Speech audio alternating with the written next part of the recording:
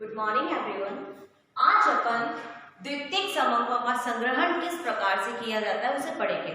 जैसे कि मैंने आपको पहली ही क्लास में बता दिया था आपको कि द्वितीयक समंकों को किसे कहते हैं, ऐसे समंक जो पहले से ही प्रकाशित हो चुके हैं और उनका अगर अपन अपनी रिसर्च में यूज करते हैं तो उस प्रकार के समंकों को हम क्या बोलते हैं, द्वितीयक समंक। तो अब अपन को यह देखना है कि वास्तविकता में जो द्वितीयक समंक है किस प्रकार से प्राप्त किए जाते हैं और इनको प्राप्त करने के कौन कौन से स्रोत हैं, उन्हें अपन एक एक करके पढ़ेंगे। आइए तो देखिए, जो द्वितीयक समंकों का संग्रहण है वो दो प्रकार के, प्रमुख रूप से दो प्रकार के स्रोत हैं जिनके द्वारा किया जाता है। एक तो है आपका प्रकाशित स्रोत और दूसरा है आपका अप्रकाशित स्रोत। तो सबसे पहले हम प्रकाशित स्रोत को देखेंगे।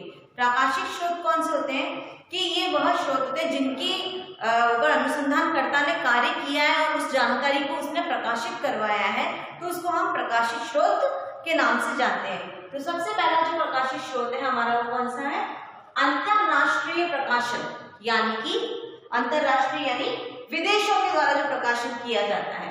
देखिए, विदेशी सरकारों द्वारा प्रकाशित होते हैं ये वाले प्रकाशन, और जैसे कि the UN statistical book, demographic year book. देखिए, तो ये वह प्रकाशन है जो कि एक अंतरराष्ट्रीय संस्था यानी विदेशों की संस्थाओं के द्वारा जो कुछ भी प्रकाशन किया जा रहा है उसकी जो जानकारी हमें प्राप्त होती है वह हमारा कौन सा प्रकाशन कहलाता है, अंतरराष्ट्रीय प्रकाशन।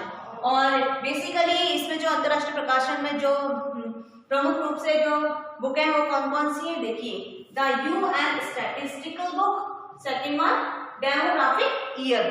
तो इन किताबों के द्वारा विदेशों में जो हलचल हो रही है उसके आंकड़ों का हमें पता चलता रहता है। सेकंड, सरकारी प्रकाशन, ये हमारा खुद का स्वयं का प्रकाशन होता है, यानी कि हमारे देश के द्वारा जो प्रकाशन किया जाता है। तो देखिए, केंद्रीय और राज्य सरकार व मंत्रालय की ओर से समय समय पर प्रकाशित जानकारी। इसमें कौन कौन सी जानकारी को लिया जाता है, जैसे census of India and RBI bulletin. तो ये क्या है, ये हमारा खुद का देश का प्रकाशन है, यानी हमारी जो केंद्रीय और राज्य सरकारें हैं और जो मंत्रालय हैं वह समय समय पर अपने कुछ जानकारी और शोध कार्य प्रकाशित करते रहते हैं। तो उस प्रकाशन को हम सरकारी प्रकाशन के नाम से जानते हैं। जैसे अपने भारत में जनगणना होती है ना, वो इसी प्रकार का ही प्रकाशन है। थर्ड, अर्ध सरकारी प्रकाशन। देखिए, जो ये अर्ध सरकारी क्या होता है, पहले तो आपको ये बता दूं, जिसमें 50% जो पार्ट होता है वो तो गवर्नमेंट का होता है और 50% जो पार्ट होता है वो प्राइवेट होता है। तो ऐसी संस्थाएं कौन सी कहलाती है, आपकी अर्ध सरकारी संस्थाएं। जैसे आपकी नगर पालिका है, नगर निगम है, इस तरीके की संस्थाएं आपकी अर्ध सरकारी संस्थाएं कहलाती हैं। तो देखिए, अर्ध सरकारी संस्थाएं जैसे नगर निगम, नगर पालिका द्वारा प्रकाशित जो भी लेख है वह आपका अर्ध सरकारी प्रकाशन कहलाता है, जिसमें हम जन्म मरण संबंधी रिपोर्ट है, जैसे हमारी स्वास्थ्य संबंधी अपने देश की जनता की रिपोर्ट है, तो इस तरीके की जो रिपोर्ट है वो अर्ध सरकारी प्रकाशन के अंतर्गत देखी जाती है, जो वह भी हमें द्वितीयक आंकड़ों के अंतर्गत जानकारी देती है। फोर्थ, व्यापारिक संस्थाओं का प्रकाशन। देखिए, जैसे कि जो हमारे देश में बड़ी बड़ी व्यापारिक संस्थाएं हैं वह भी समय समय पर अपना प्रकाशन करती हैं, जैसे जनरल मोटर्स, हिंदुस्तान लीवर आदि की जो शोध कार्य की जो रिपोर्ट होती है, जो वर्ष भर की जो रिपोर्ट होती है, वह समय समय पर उनका जो शोध कार्य प्रकाशित होता है वह भी द्वितीयक आंकड़ों के अंतर्गत संकलित किया जाता है। तो ये भी एक बहुत बड़ा प्रमुख स्रोत है हमारे द्वितीयक समंकों के संग्रहण में। आइए अब हम फिफ्थ को देखते हैं। पांचवा जो हमारा स्रोत कौन सा है, अनुसंधान संस्थाओं का प्रकाशन।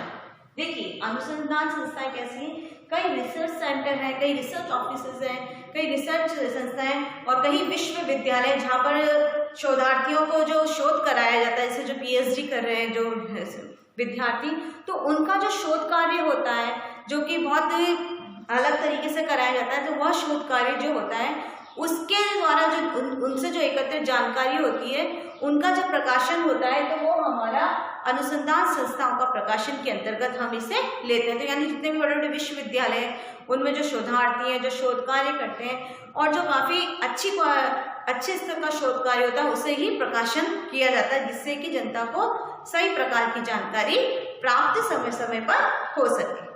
नेक्स्ट, पत्र पत्रिकाएं। तो देखिए ये तो एक साधारण सा जरिया जो कि हमारे देश की जनता के लिए सबसे सरल तरीका है अपने किसी भी प्रकार की सूचना को प्राप्त करने का। तो जैसे जो हमारे रोजमर्रा में जो हमारे घर में समाचार पत्र पत्रिकाएं आती हैं, जैसे टाइम्स ऑफ इंडिया है, राजस्थान पत्रिका है और आपकी कॉमर्स वीकली है, तो इनके हिसाब से इनके द्वारा जो जानकारी है जो हमें समय समय पर मिलती है वह भी द्वितीयक समूहों के अंतर्गत हम उसको भी इंक्लूड करते हैं। नेक्स्ट, व्यक्तिगत अनुसंधानकर्ता। देखिए इसमें क्या होता है, जो शोधकर्ता होते हैं वो अपने व्यक्तिगत अनुभव या अपनी व्यक्तिगत क्षमता के आधार पर भी जो किसी भी विषय पर शोध करते हैं और समय समय पर वो शोध कार्य करते हैं और उसके आधार पर वो रिपोर्ट या शोध कार्य का जो भी सारांश होता है वह प्रकाशित करते हैं, तो वो हमारा व्यक्तिगत अनुसंधानकर्ता के रूप में प्राप्त होता है। तो ये सारे तो थे आपके प्रकाशित शोध, जो कि देखिए मैं आपको पहले बताती हूँ प्रकाशित शोध क्या होते हैं। ये वह शोध है जो शोधकर्ता रिसर्च कर रहा है और इन शोध कार्यों को उसने छपने के लिए यानी प्रकाशन के लिए दे दिया है। तो इस प्रकार के जो शोध है वो आपके प्रकाशित शोध कहलाते हैं। तो उनके अंतर्गत ये सारे उसके शोध थे। अब बात करते हैं हम इसके अंतिम और आखिरी शोध के बारे में, जो है अप्रकाशित शोध। अप्रकाशित शोध क्या होता है? देखिए ये वह शोध है जो अनुसंधानकर्ता विभिन्न स्रोतों से प्राप्त करते हैं पर इससे एकत्रित जो जानकारी है वह प्रकाशित नहीं करवाते हैं। तो इस प्रकार का जो शोध कार्य है वह अप्रकाशित स्रोत के अंतर्गत आता है।